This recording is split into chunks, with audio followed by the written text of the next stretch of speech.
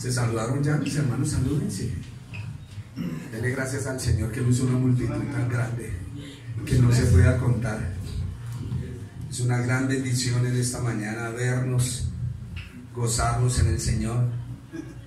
Decían los coros, ¡gózate!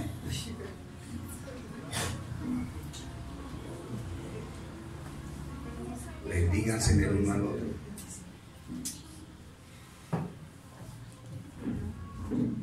Hemos estado tocando el tema de la adoración, amén.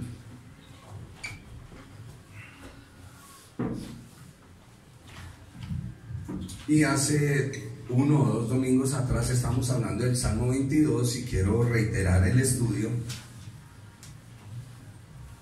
Y vamos a comenzar nuevamente. Pero esta vez quiero hacerles el contexto del Salmo 22. Amén.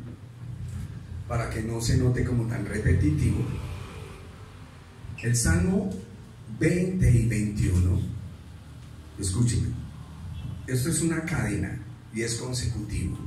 El Salmo 20 y 21 hablan del rey mesiánico a quien se le da salvación de los problemas. Salmo 20, versículos 5 y 6. Nosotros nos alegraremos en tu salvación y alzaremos pendón en el nombre de nuestro Dios. Conceda a Jehová todas tus peticiones. Ahora conozco que Jehová salva a su ungido. Lo oirá desde sus santos cielos con la potencia salvadora de su diestra. Verso 9. Salva a Jehová, que el rey nos oiga en el día que lo invoquemos. Amén. Aprovechemos y leemos el 21. Verso 1, luego verso 5, luego verso 7. Vuelvo otra vez. El Salmo 20 y 21 hablan de que Dios va a dar una persona que va a salvar a la humanidad de los problemas, la salvación de los problemas a través de un rey mesiánico. Acabamos de verlo y dice que el Señor salva a su ungido, salva a su Mesías. ¿Recuerdan que en la clase pasada veíamos que no había poder humano que pudiera ayudar al Mesías en el madero? No lo había porque no estaba escrito. Alguien que lea el 21. Ana Natalia. El rey se alegra en tu poder, oh Jehová, y en tu salvación. ¿Cómo se goza? Grande es su gloria en tu salvación. Honra y majestad has puesto sobre él. Por cuanto el rey confía en Jehová y en la misericordia del Altísimo, no será conmovido. Amén. Estos salmos están hablando del rey mesiánico. ¿Quién es el rey mesiánico? El Señor Jesús. El Señor Jesús. ¿Por qué el Señor Jesús es rey?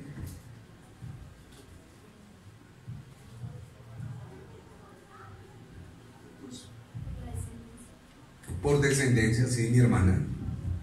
Porque a David, el rey, le prometieron un hijo que mucha gente pensó que era Salomón, pero le dijeron al rey David que un hijo de él iba a perpetuar el trono.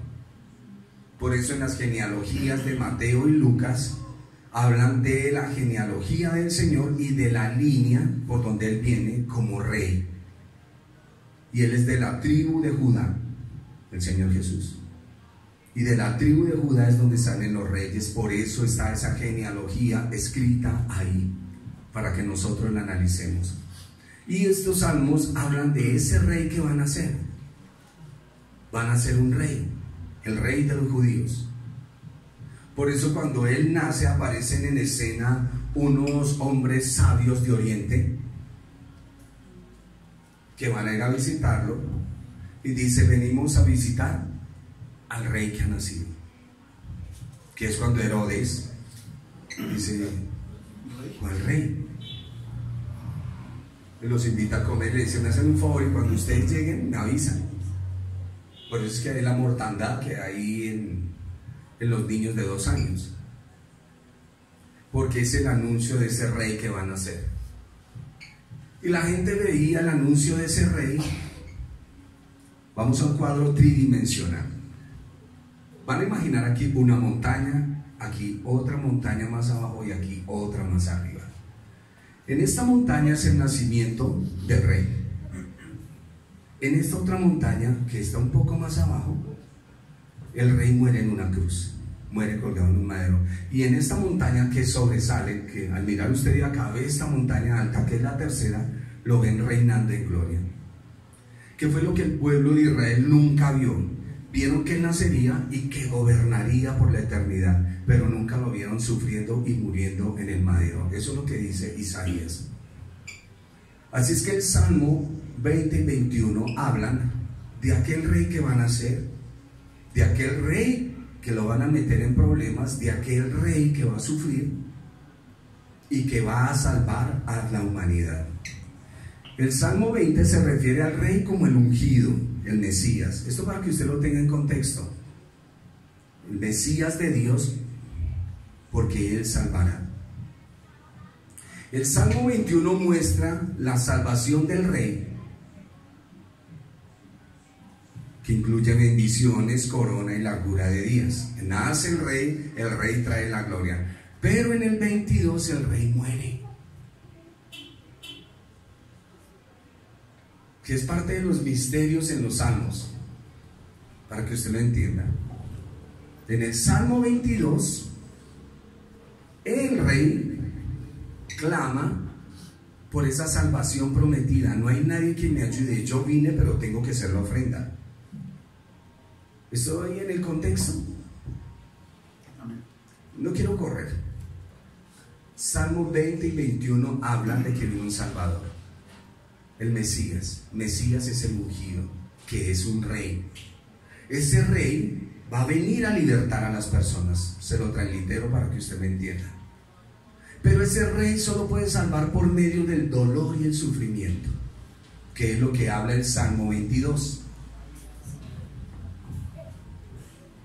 El Salmo 22, el rey clama que la salvación prometida no esté lejos de él. Y el Salmo 22 comienza con el rey experimentando sufrimiento, que es lo que estamos estudiando. La adoración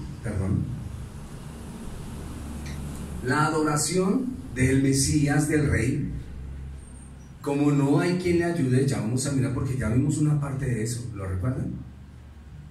¿O se les olvidó?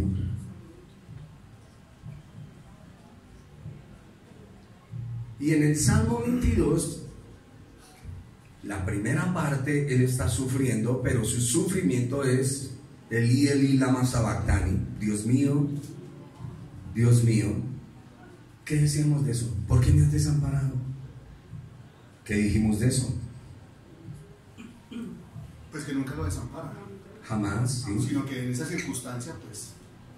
Es como una pequeña separación que hubo, pero no era que lo hubiera abandonado.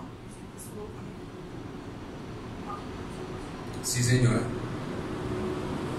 El Salmo comienza con el rey experimentando dolor, pero termina recibiendo adoración entre las naciones. O sea, ahí está el plan de redención de Dios Padre establecido a través del Dios Hijo. Recuerden que Dios Padre es un título jerárquico para que haya Dios Hijo. No hay padre si no hay hijo, y no hay hijo si no hay padre. Es importante entender el plan de salvación. El Salmo 23 que todos recitamos explica cómo se produce esa restauración. La vida del rey le es devuelta. Aunque ande en valle de sombra de muerte, no temeré mal alguno. ¿Por qué? Tú estarás conmigo. Tu vara y tu callado me infundirán aliento. El rey muere. Eso es lo que habla el Salmo 23.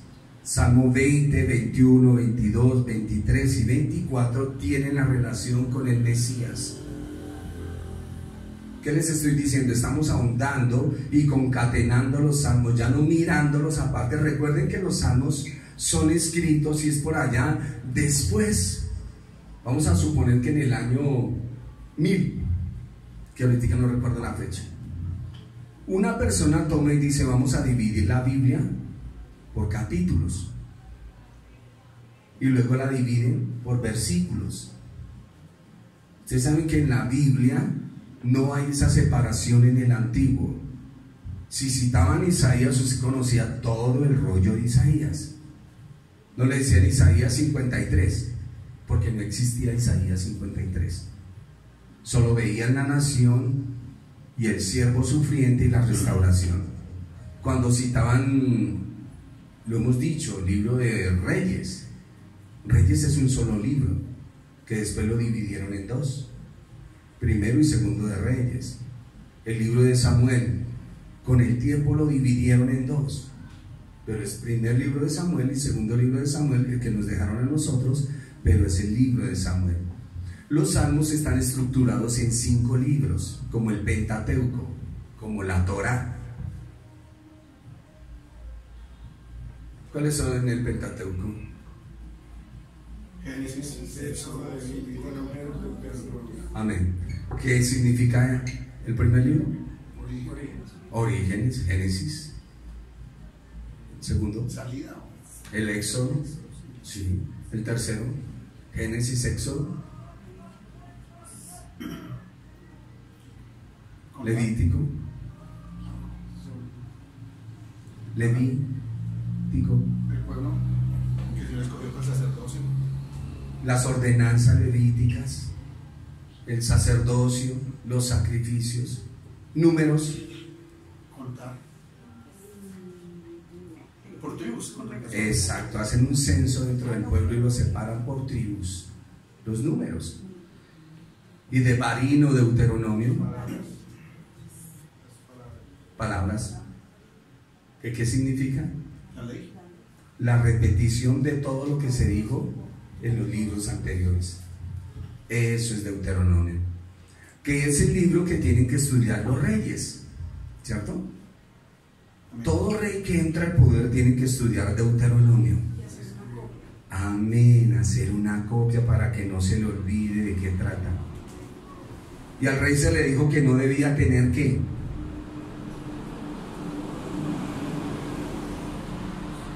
En Deuteronomio dice, ustedes van a levantar un rey. Y cuando tengan un rey, ¿el rey qué no puede hacer? Acumular riquezas, tener muchas mujeres Devolverse a Egipto. y no tener muchos caballos. Exactamente. ¿Por qué no muchos caballos? Porque los caballos representaban algo, ¿no? ¿Qué representa? Cierto poder. El poder. El poder. Un rey no tenía que tomar muchas mujeres, tenía que tener una. Es el orden divino. Por eso cuando el hombre toma más de una mujer, viene su problema y su consecuencia. Así es, amén. Amén.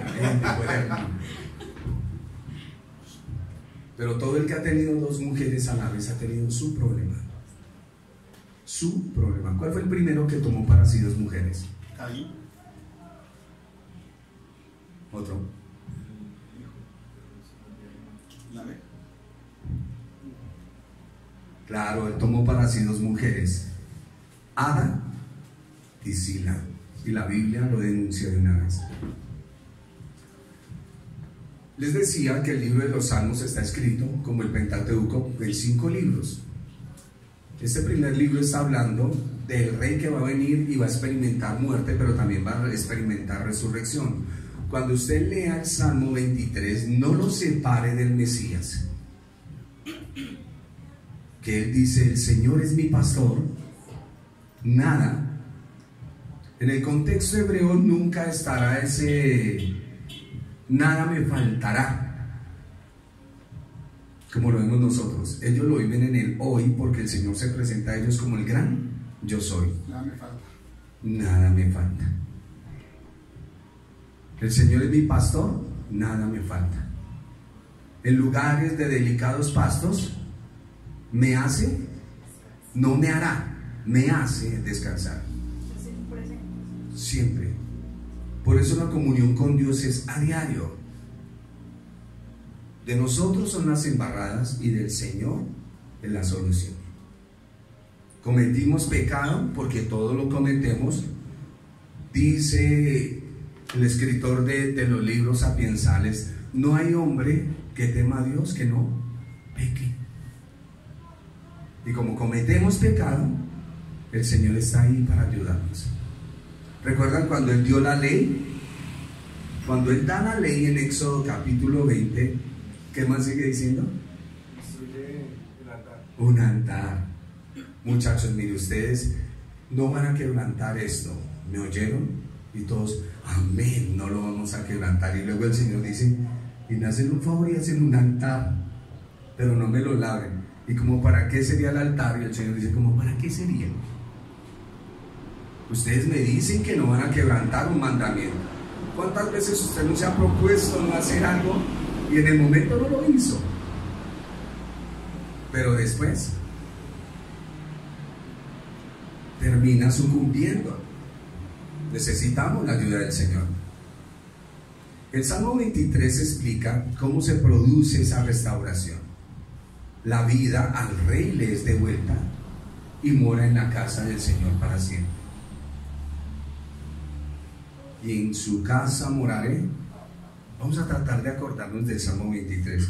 El Señor es mi pastor, nada me faltará. En lugar de dedicados pastos me hará descansar, junto a aguas de reposo. Me pastoreará, confortará mi alma, me guiará por sendas de justicia. Aunque ande yo en valle de sombra de muerte, no temeré mal alguno, porque tú estás conmigo.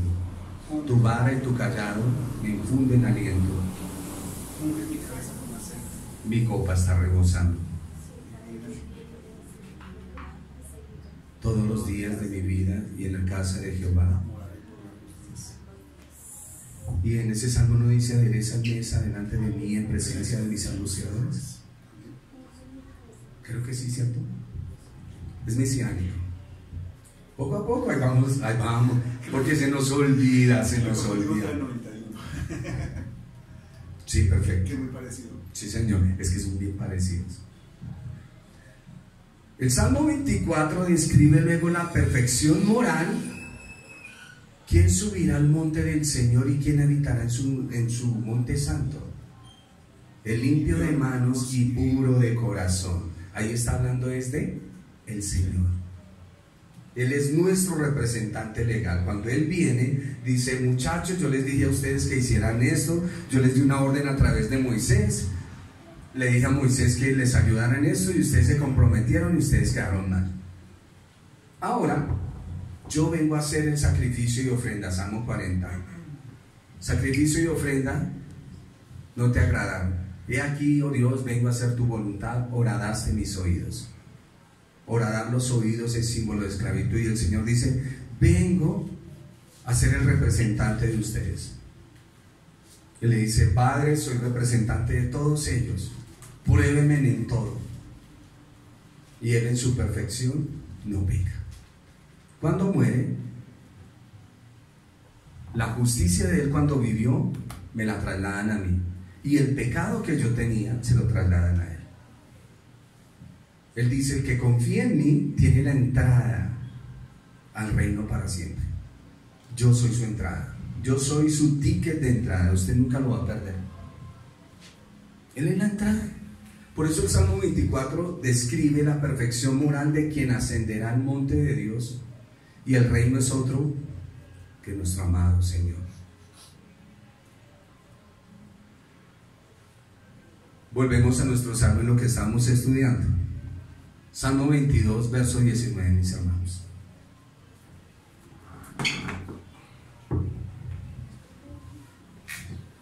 Mas tú, Jehová, no te alejes, fortaleza mía, apresúrate a socorrerme.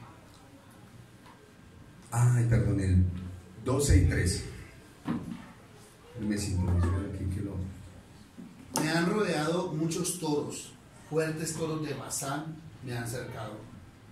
Abrieron sobre mí su boca como león rapaz y rugiente. Sí, Señor, ¿y qué decíamos de eso? ¿Qué son los toros de Basán?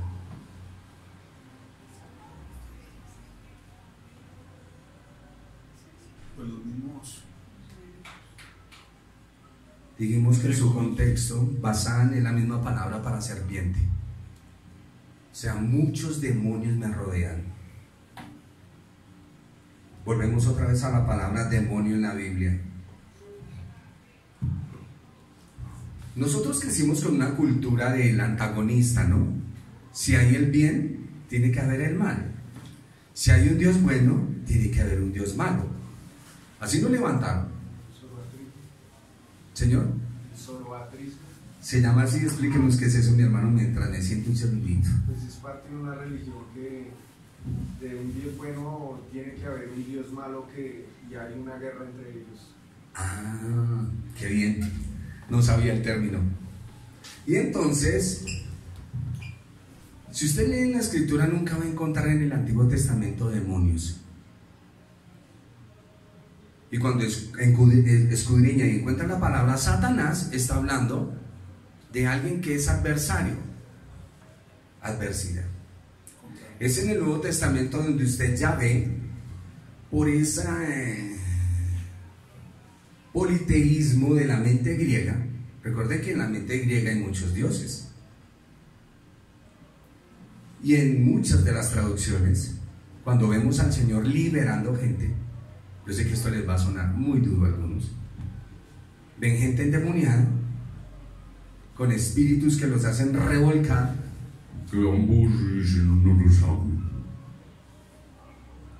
y que son liberados, dando una influencia a seres espirituales oscuros que vienen a dañar la iglesia, ¿cierto? Y a un rey de ellos llamado Lord Satanás, lo denominan serpiente antigua, dragón y lo que usted quiera, que son solo figuras. En el hebreo Hasatán, y que la palabra Hasatán o Satanás o diablo es adversario. ¿Usted ha tenido diablos donde trabaja? Satanáses, que son unos adversarios tenaces. Nuestros vicios son unos adversarios tenaces. ¿Ha oído la expresión ese lucha con sus propios demonios? Como si tuviéramos demonios propios. Pero es nuestros pensamientos cuando cedemos a muchas cosas. Aquí dice: me rodean muchos toros, toros fuertes, toros de Basán me rodean. Abren contra mí su boca como león rapaz, como leones rugientes. Y que es la pregunta que él hace. Y en el versículo 21 viene la respuesta: sálvame de la boca del león.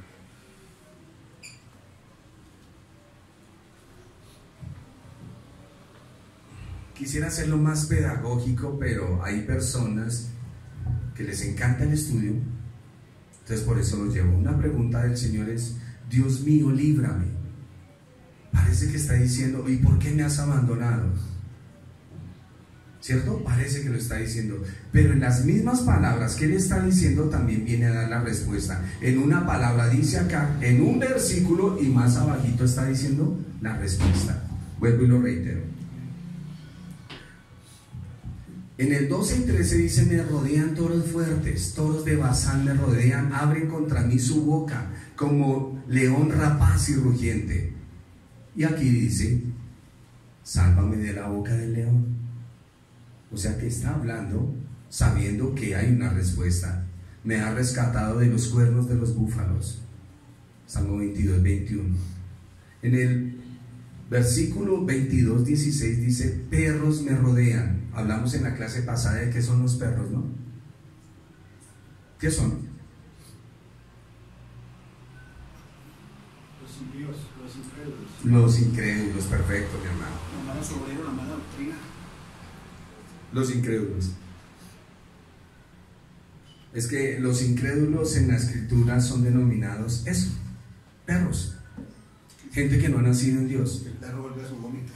Y la puerca la va a revolcarse, o sea que sigue siendo perro y sigue siendo puerca. Pero que está dentro de la iglesia.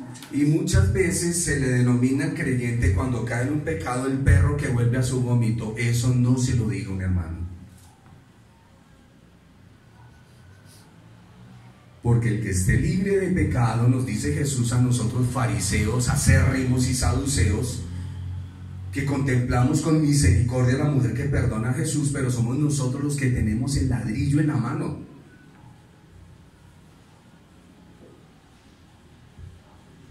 Dígame si usted no está pronto a castigar la desobediencia de alguien. A mí que no me van a faltar con eso, porque mejor dicho. ¿Y cuando usted falta?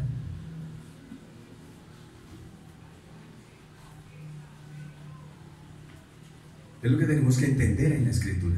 Todos fallamos. No hay hombre justo que no peque. Los perros son los incrédulos.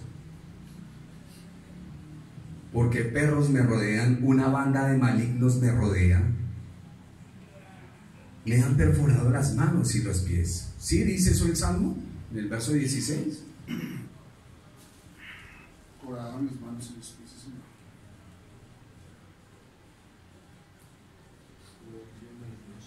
Y la respuesta está en el 20. Libera mi alma de la espada y mi preciosa vida del poder del perro. Hay un salmo que dice, y hay una canción: Señor, líbrame de la mano del impío, del perverso y el violento. Es un salmo escrito teniendo en mente a Saúl. Entonces venimos al contexto de lo que dice el hermano. Hay gente que puede estar dentro de la congregación, pero que no ha nacido en el Señor, y ellos tienen la naturaleza perversa. Usted es de los que se enojan en la congregación, pero después de que se enoja con el hermano y con la hermana, usted dice, ay, ¿yo por qué hice eso, cierto? Pero no, yo no le voy a ir a pedir perdón, no olvídese, Señor. Cuádrame tú las cositas para cuando yo llegue a la iglesia podamos abrazarlos, pero yo no le voy a decir perdóneme. Es el orgullo con el que batallamos, ¿no? ¿Y yo por qué tengo que decirle perdón? ¿Cómo por qué? Hasta que el Señor procesa el corazón y usted sabe que esa palabra es tan sencilla y tan liberadora. Ahora vamos a ver el Salmo 22 en el Evangelio de Mateo. Contexto: el Salmo 22 está aquí escrito como un cántico del Señor. Los cánticos primeramente se inician por una circunstancia y una situación. Hablábamos que en la música, normalmente la música de despecho, la música romántica, y así la gran mayoría contienen letras. Así puede ser que no le hayan herido el corazón, pero que tiene, ay, recuerdo mi tierra, recuerdo mi pueblo, a lo lejos se ve mi tierra natal, siento ganas de llegar allá, porque toda la música está enfocada en eso.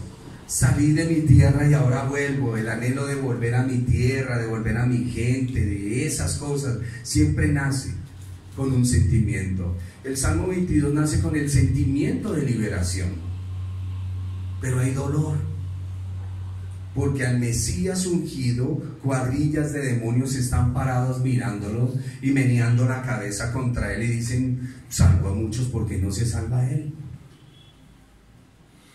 Elí, lama sabactani, está llamando a Elías, que Elías lo salve. Pero él nunca estaba diciendo eso. Estaba clamando al Padre. Y cuando le dice, Padre, ¿por qué me has abandonado? Nunca le dijo, ¿por qué me dejó? Porque la deidad divina no se puede separar. Vamos a Juan 19, capítulo 19, versículo 23 y 24.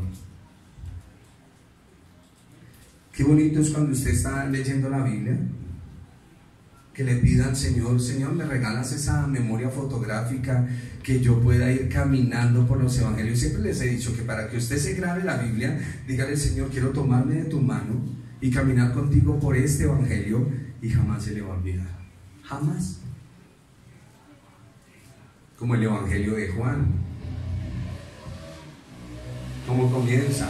Juan hablando de que en el principio era el verbo, y el verbo era con Dios, y el verbo era Dios, y el verbo era la luz de los hombres, y nació y se manifestó. Y luego aparece en escena, ¿no? Y lo invitan a una boda, y con él fuimos a las bodas en Caná de Galilea. ¿Y cuántas tinajas se llenaron de agua? ¿Qué era para qué? Esas tinajas, Para el lavamiento de los heridos, para un rito de purificación. abluciones. Claro. Y en el capítulo 3 nos encontramos con el Señor un día de noche y llega a visitarlo ¿quién? Nicodemo. Y el Señor le habla del nacimiento del agua y del Espíritu, de ese vino nuevo. Y en el capítulo 4 caminamos con el Señor. ¿Y a dónde llegamos? Samaria. Pues tenemos una ruta que es más larguita, Señor, para ir a donde vamos, pero Él dice, no es necesario pasar por Samaria. Y los discípulos fueron a comprar hamburguesas, Coca-Colas al McDonald's de Samaria, y nosotros nos quedamos con Él, ¿cierto? ¿Y qué pasó ahí? El encuentro con la samaritana, y es donde viene esta preciosa verdad: al Padre lo van a adorar en espíritu y en verdad. Que es lo brillante de esto. Y en el capítulo 5, ¿dónde nos encontramos? Es un día de llevar ofrendas. Pero antes del templo el Señor llega a un sitio que tiene 5 pórticos. Y sanan enfermos de 38 años. Y así, si usted se adentra, la escritura es fácil. Recuerden que la Biblia es un libro espiritual, y si camina con el autor, es una bendición. Juan capítulo 19, versículos 23 y 24, ¿qué dice? Cuando los soldados hubieron crucificado a Jesús, tomaron sus vestidos e hicieron 4 partes, una para cada soldado. Tomaron también su túnica, la cual era sin costura, de un solo tejido de arriba abajo. Entonces dijeron entre sí, no la partamos, sino echemos suerte sobre ella, a ver de quién será esto. Fue para que se cumpliese la escritura que dice, repartieron entre sí mis vestidos y sobre mi ropa echaron suertes, y así lo hicieron los soldados. Amén. ¿Y eso en qué parte está? ¿Qué? Repartieron sobre sí mis vestidos. En el Salmo estamos estudiando. En el Salmo 22, ¿qué versículo? ¿Qué tal el 18 les parece? ¿Les gusta el 18 o buscamos otro?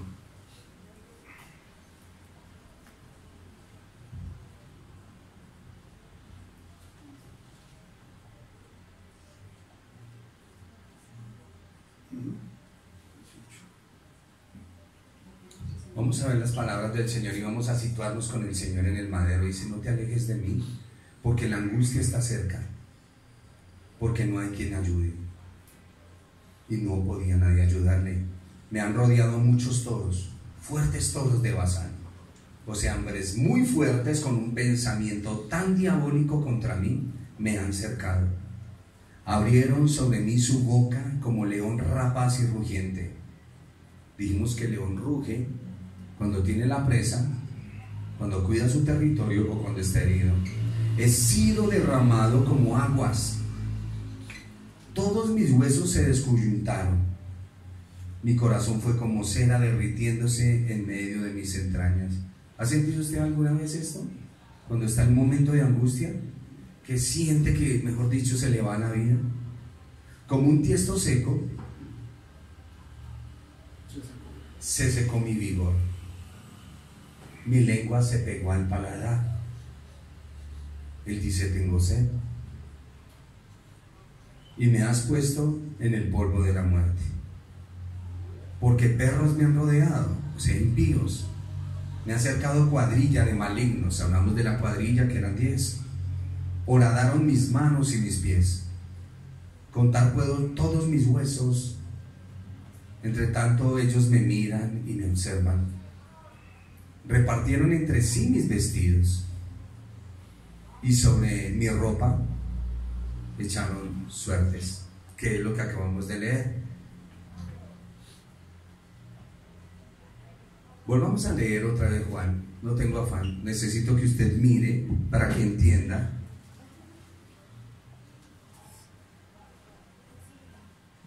Que es la parte que los judíos hoy en día no quieren aceptar. Ustedes saben que uno de los libros que los judíos no quieren y odian es el libro de Daniel, ¿no? Porque Daniel es el reloj para Israel, que les determinaban las cosas. Los 12 capítulos de Daniel. Y aquí, como miles de años atrás, viene una profecía y viene un cumplimiento en aquello que llamamos Nuevo Testamento, que todavía no es. ¿Dónde nace el Nuevo Testamento? ¿En qué libro? Malaquías. Ahí. No, Hechos. en Hechos. En Hechos comienza el Nuevo Testamento. Lo que pasa es que después de Malaquías pusieron una hojita en blanco y comenzaron Mateo, Marcos, Lucas y Juan, pero eso todavía es Antiguo Testamento. El Nuevo Testamento inicia cuando el Señor Jesús se va y comienza la era de la iglesia. Ahí comienza el Nuevo Testamento. ¿Qué dice Juan 23-24 del capítulo 19? Otra vez. Cuando los soldados hubieron crucificado a Jesús, tomaron sus vestidos e hicieron 4 partes, una para cada soldado. Tomaron también su túnica, la cual era sin costura, de un solo tejido de arriba a abajo. Entonces dijeron entre sí: no la apartamos, sino echemos suerte sobre ella, a ver de quién será. Esto fue para que se cumpliese la escritura que dice: repartieron entre sí mis vestidos, y sobre mi ropa echaron suertes, y así lo hicieron los soldados. 25, lean, mi hermano. Estaban junto a la cruz de Jesús su madre y la hermana de su madre, María, mujer de Cleofas, y María Magdalena. Amén. Hablando de la cruz, del madero, de la crucifixión. Que en esto varían muchas cosas, ¿no? El Señor es colgado en un madero. No se sabe si fue así. Que así es como le martillan las manos para unirlas. Es después en el Renacimiento y en el Barroco y en todo lo que tú quieras, en el Romanticismo, por ahí en 1500, donde ya plasman una cruz. Y la cruz viene a ser un símbolo para las otras traducciones de la Escritura. Pero lo que la Biblia dice es: maldito todo aquel que es colgado en un madero. El Salmo 22 alude varias veces en el relato de la crucifixión del Señor. En Juan lo acabamos de ver. Los soldados romanos solían atar a la persona a ese madero y algunas veces aceleraban la muerte clavándole las muñecas y partiéndole en la parte de las rodillas. Que cuando van a hacer eso con el Señor, algo sucede y no le parten los pies. Y entonces toman una lanza y lancetean el corazón, y cuando una persona ya está clínicamente muerta, la sangre se divide con el agua. Que eso es lo que se ve ahí. Los soldados romanos solían atarlo al madero y aceleraban rompiendo las muñecas. Verso 25. El condenado era desnudado porque era para que llevara la vergüenza. Por eso hemos dicho que el Señor muere totalmente desnudo. Son los escritores y los pintores los que lo embellecen ahí con un pañal, pero Él muere totalmente desnudo. Y eso debido a una palabra que dice que Él llevó nuestra desnudez. Él llevó nuestra desnudez. Mateo 27:35, ¿qué dice?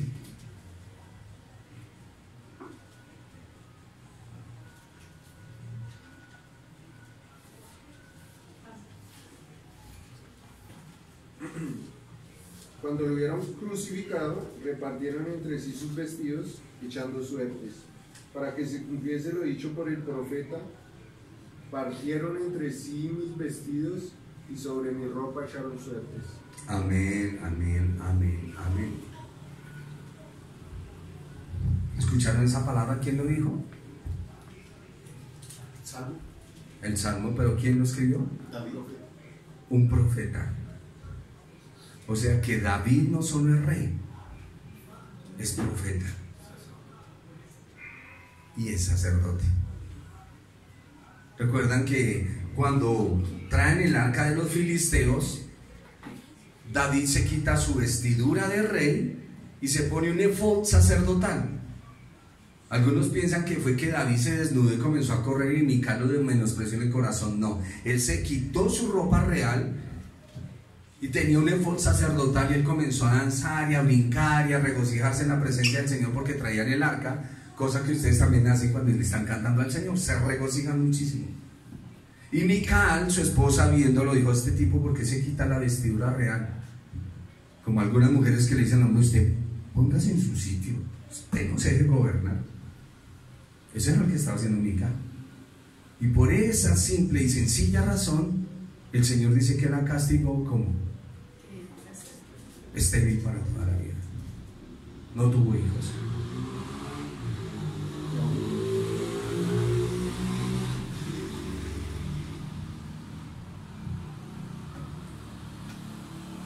David es rey, fue nombrado rey,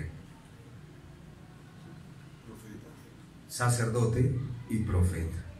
El hijo de David, simbólicamente, pero que viene a través del linaje, tiene que ser rey, Sumo sacerdote. sacerdote y profeta. Y esas son las tres funciones del Señor. El Señor era más maestro, porque el profeta es maestro, que pastor.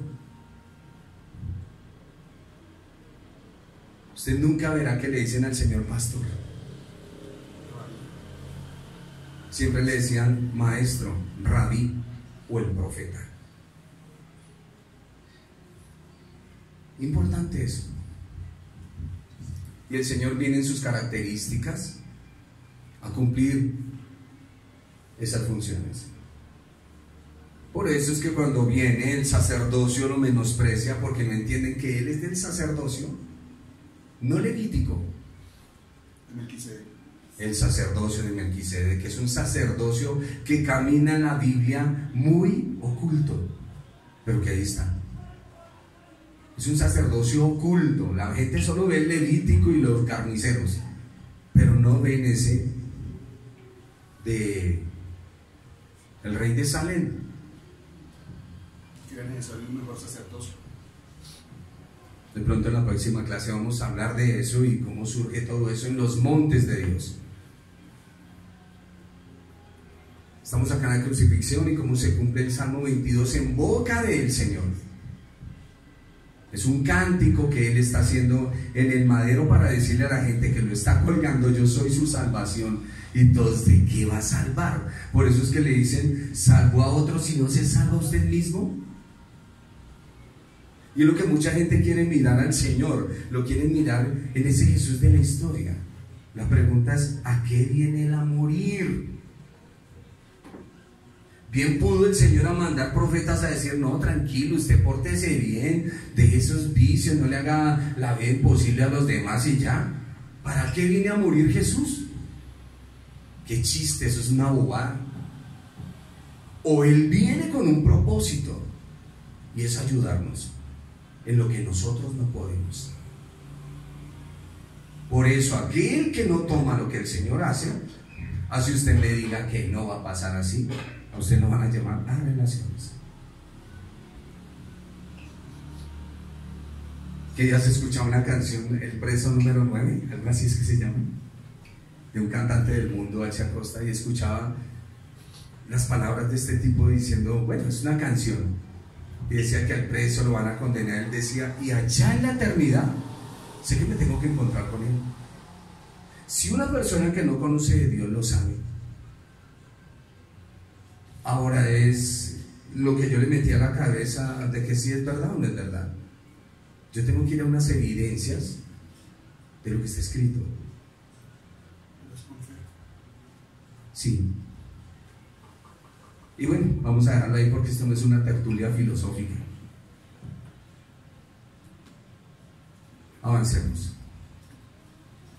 Mateo 27, 39 y Salmo 22, 7. Señor. Gracias, hermano. Porque era necesario un rey del reino de los cielos. Obvio, todo el mundo pensaba en su mente natural que iba a ser un rey secular, natural, pero ¿por qué era necesario un rey de los cielos? Porque el pecado es espiritual, sin material. Sí, no, en cuanto al rey, porque la nación necesita ser liberada. Y nosotros necesitamos medios físicos. Siempre lo hemos dicho, cuando el hombre tenía comunión con Dios en paraíso, había una comunión espiritual. Pero cuando él se desliga, ahora necesita lo físico para poder entender qué era lo que decíamos. Cuando antes estábamos en cierto tipo de religión, cometíamos nuestro pecado y había una persona con su túnica, su sotana, y nosotros íbamos y decíamos: Padre, perdóneme, he pecado, hice esto. Y el hombre llegaba y se paraba y le ponía la mano en el hombro y le decía: 3 Padres Nuestros, 2 Ave Marías, y tus pecados son perdonados. Y cuando uno siente eso, es así nomás, porque necesitamos medios físicos para comunicarnos con lo espiritual. Y a Israel se le prometió un rey que los iba a liberar de la verdadera esclavitud, pero se esperaba era un guerrero que batallara contra Roma. Pero él venía era verdaderamente a librarnos de lo que nosotros no podemos soltarnos. Me gusta cuando hablo con personas que han tenido vicios y que lo reconocen, ¿no? Porque hay unos que no reconocen nada. Las personas que han tenido vicios, habla uno y que lucha, ¿cierto? ¿Y qué le dicen a uno? Uy, sí. Y hay veces nos queremos ir de cabeza y sin casco. Pero hay una fuerza divina que hay veces nos detiene y hay veces nos permite y nos detiene, y es la lucha en nuestra mente. Eso que yo no puedo vencer, Jesús viene a ayudarme. Y Él comienza a hacer una sanidad en mi vida, en mi mente, en mi corazón. Esto no se trata de fanatismo, esto no se trata de que voy a coger la Biblia y me la voy a comer todo. No, no, no, no. Esto se trata de una relación con Dios. Y te vas a dar cuenta cómo tu mente, tu pensamiento y tu corazón comienza a cambiar. Y no necesitas prometernos nada.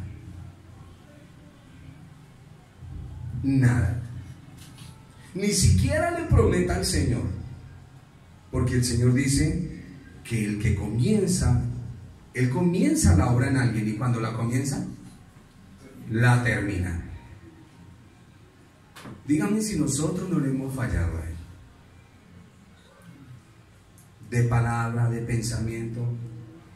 Pero el hecho de que yo me caiga al piso por esa obra maravillosa de Él me dice: usted no se queda ahí. ¿Quién le dijo a usted? Usted no se queda ahí, párese, papi. Como el niño que va caminando y se raspa sus rodillitas y ya no. Tranquilo, amor, tranquilo, camina. Y así es el Señor con nosotros. No hay reproche, no hay recriminación, no hay nada. Camine, papi, camine, no hay problema. Porque a eso lo traje, a caminar. Si nosotros ya sabiendo caminar nos hemos caído, y el Señor Jesús, claro, y hay veces en el mismo hueco, ¿no? Caemos. El Señor nos enseña subiendo allá a la redención como Él cae 3 veces y le tienen que ayudar a llevar el madero, ¿no? Sabiendo caminar nos caemos. Ahora, ¿quién soy yo para criticar al bebé que hasta ahora está aprendiendo a caminar? Señor, ayúdame en mi pensamiento y en mi mente. He despertado en el redil, no sé cómo, entre algodones y cuidados del pastor. Y antes de poder hablar de mi pasado, me atraviesan sus palabras y su voz, que se alegra tanto de que haya vuelto a casa. Tenemos las historias del hijo pródigo que vuelve a casa y el padre le hace fiesta después de que él le dijo: ¿sabe qué, papá? Muérase, necesito lo mío. Y por ahí lo vieron en Santa Fe bailando, y lo vieron por ahí en Melgar tomando, y mejor dicho. Y se acabó la plata. Y en su momento dijo: voy a volver a la casa. ¡Ja! Aquí que ni si aparezca. Eso dijo el padre. Tenemos que aprender lo que el Señor dice en la Escritura. Ahora, cuando él dijo: vuelvo a la casa, dijo: no me lo voy otra vez por la herencia, o me lo voy a poner de hermana. Y oiga, qué dolor, cuánta lágrima. Yo, ¿cómo le hice esto a mis padres o a mi padre? Cuando llegue le voy a decir que me trate como uno de sus empleados. Y siempre en la casa vamos a tener hermanos envidiosos que quieren pelear con uno. Porque el mayorcito, que supuestamente el más enano, llegó y escuchó fiesta en la calle. Es que llegó.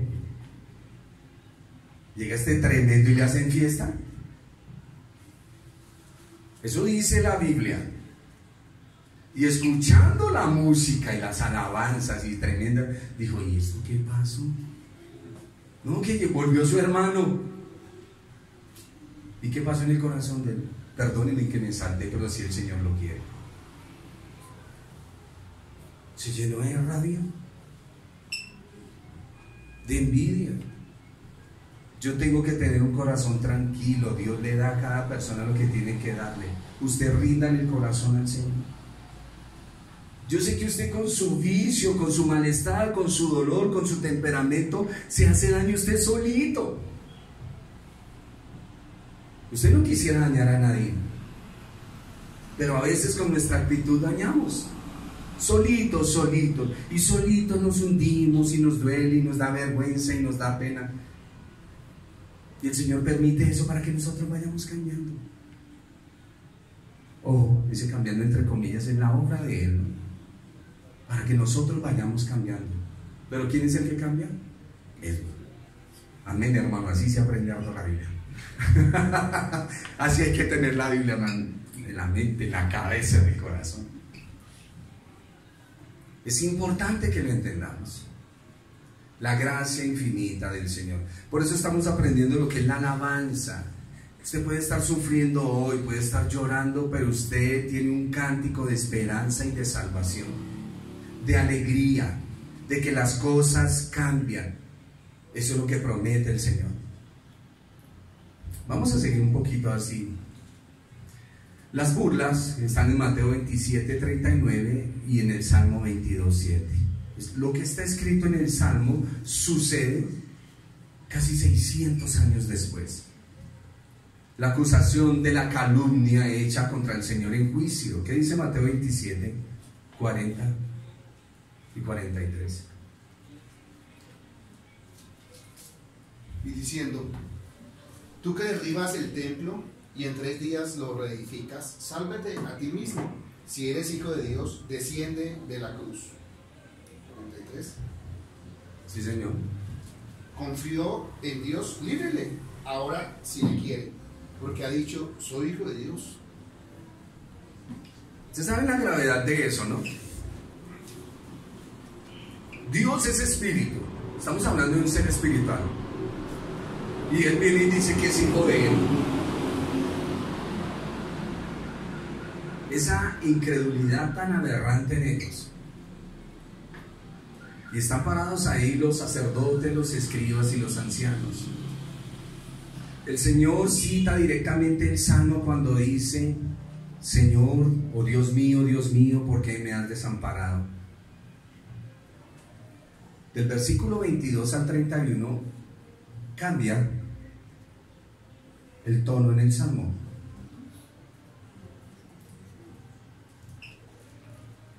Va de la muerte a la alabanza, porque dice: anunciaré tu nombre a mis hermanos en medio de la congregación, yo te alabaré.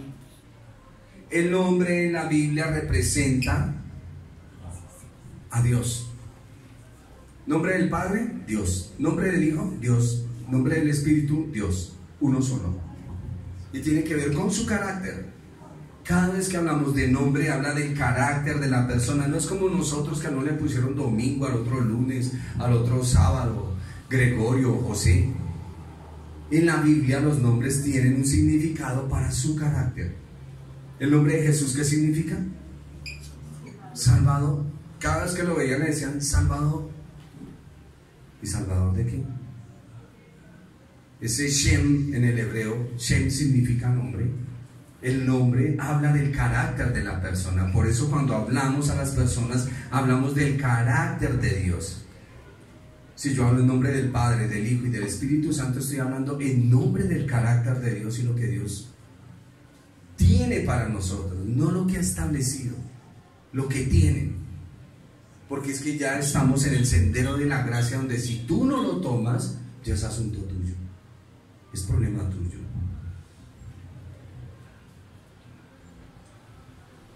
Verso 23: los que teméis a Jehová, alabadle, glorificarle, descendencia toda de Jacob, temedle vosotros, descendencia toda de Israel. Está diciendo acá, Jacob, ¿qué es? El carnal. Israel, el espiritual, perfecto. Porque no menospreció ni abominó la aflicción del afligido. Y aquí es donde nosotros nos equivocamos, pensando que el Señor no tiene en cuenta mi aflicción. Ni de él escondió su rostro, sino que cuando clamó a él, le oyó. Y aquí viene otro cántico de nosotros: de ti será mi alabanza en la congregación. Mis votos pagaré delante de los que le temen. ¿Qué va a pasar a los que caminan con el Señor? Comerán los humildes y serán saciados. Alabarán a Jehová los que buscan, los que le buscan.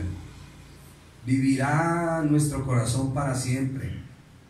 Se acordarán y se volverán al Señor todos los confines de la tierra, y todas las familias de las naciones adorarán al Señor delante de él. Porque del Señor es el reino, y él regirá las naciones. Comerán, adorarán todos los poderosos de la tierra. Se postrarán delante de él todos los que descienden al polvo. Todo ser humano tendrá que rendir cuentas.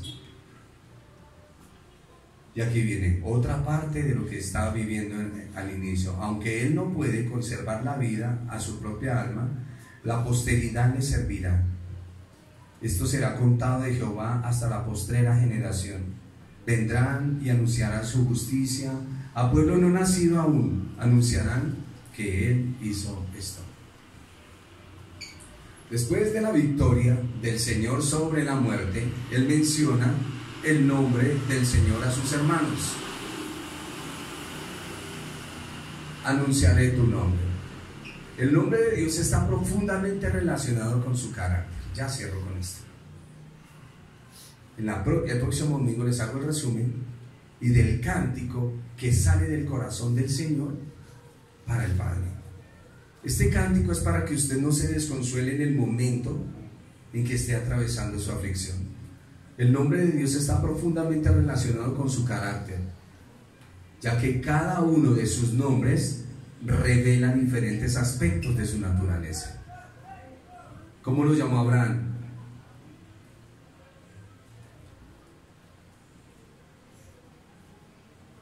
¿Cómo lo llamó Lea? El nombre de Dios a través de la Escritura revela el carácter de él, de cómo se manifiesta. Es muy importante para que nosotros lo aprendamos. Por eso les decía, cada uno de sus nombres revela diferentes aspectos de su naturaleza, de su poder. Sí, Jehová de los ejércitos, ¿qué significa? El general de los ejércitos de Dios. Ese nombre es invocado en las batallas. El nombre, cualquier nombre, el Shaddai, el omnipotente. Les decía que en una próxima clase vamos a hablar de aquellos portales con los cuales Dios atraviesa y el hombre logra ver. Ejemplo, Babel. Babel significa puerta de los dioses. Puerta de los dioses, donde nos vamos a comunicar con los dioses.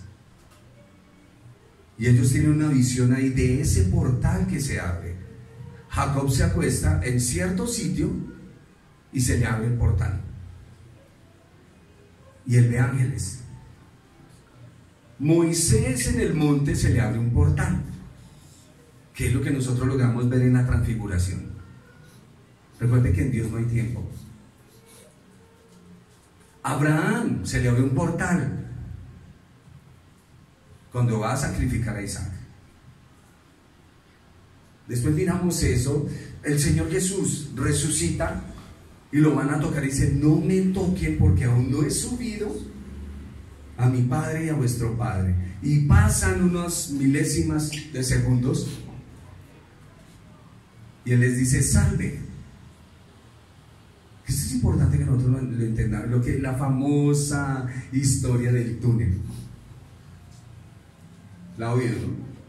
Que la persona está muriendo y ve el túnel. Todo tiene su significado.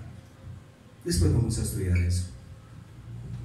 El nombre de Dios, por eso le está hablando de eso.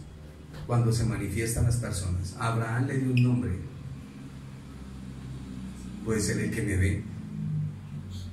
Porque Ismael lleva ese nombre. Los nombres en la Biblia tienen un significado impresionante. Es muy importante entenderlo. Y los nombres de Dios mucho más.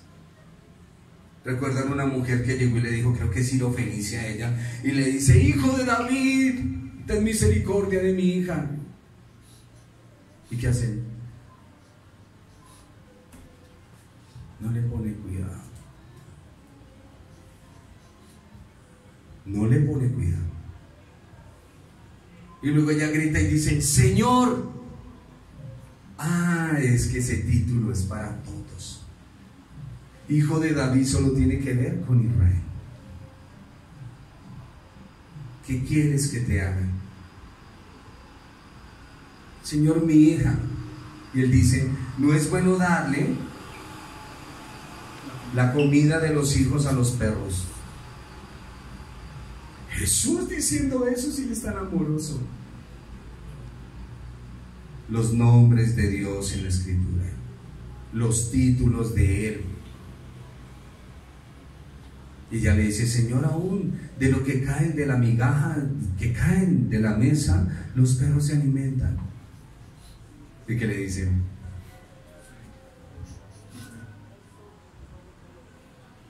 Le dice: te amo.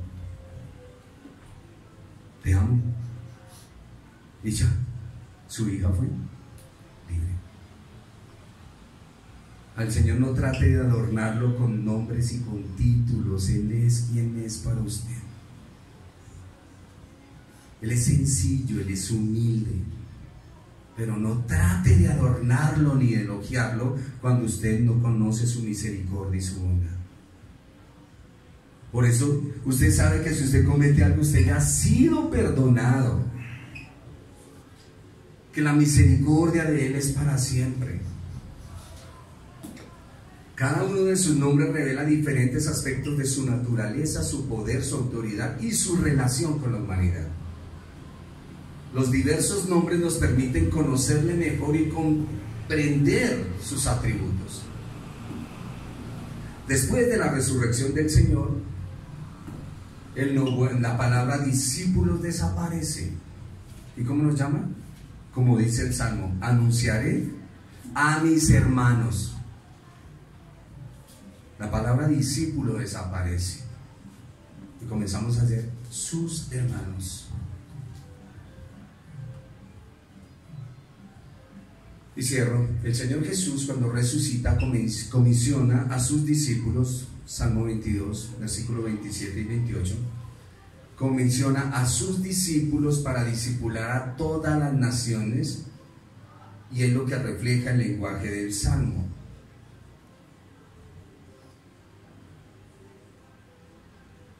Se acordarán y se volverán a Jehová todos los confines de la tierra. ¿Qué le dice el Señor a los discípulos? Esto mismo: vayan a los confines de la tierra.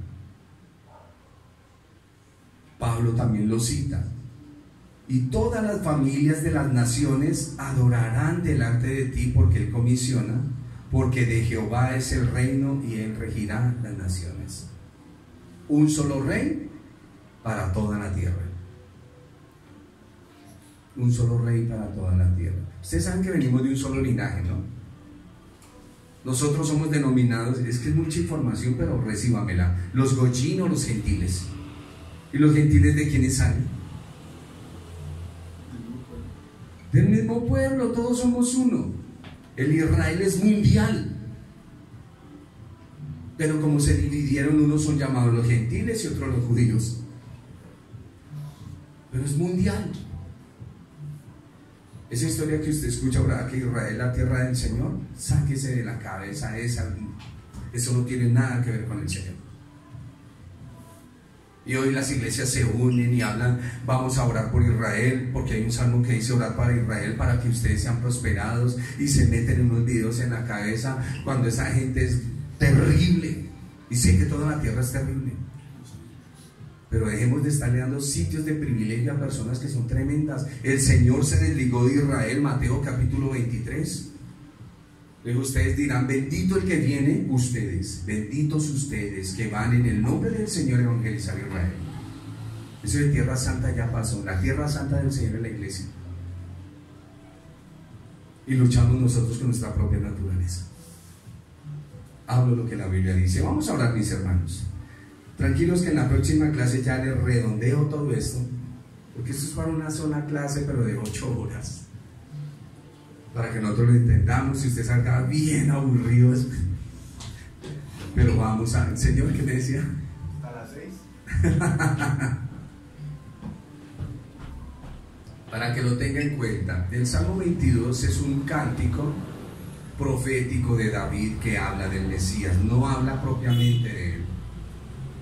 Y del Salmo 20 al 24 habla de cómo el Mesías va a venir, va a sufrir, va a morir, pero que su alma no va a dejar, va a quedar en el Seol, sino que va a resucitar según el Salmo 23, y en el Salmo 24 él ascenderá y subirá a los cielos. Eso es lo que trata el Salmo, del Salmo 20 al 24. No estamos partiendo la escritura, y es lo que el Señor Jesús viene y dice, y estamos en el cumplimiento del Salmo 22 todavía. Estamos predicando a los confines de la tierra, para que llegue hasta el último versículo, que es el cumplimiento total del Salmo. Oremos, mis hermanos, gracias por su tiempo. No quería que se salieran a mojar.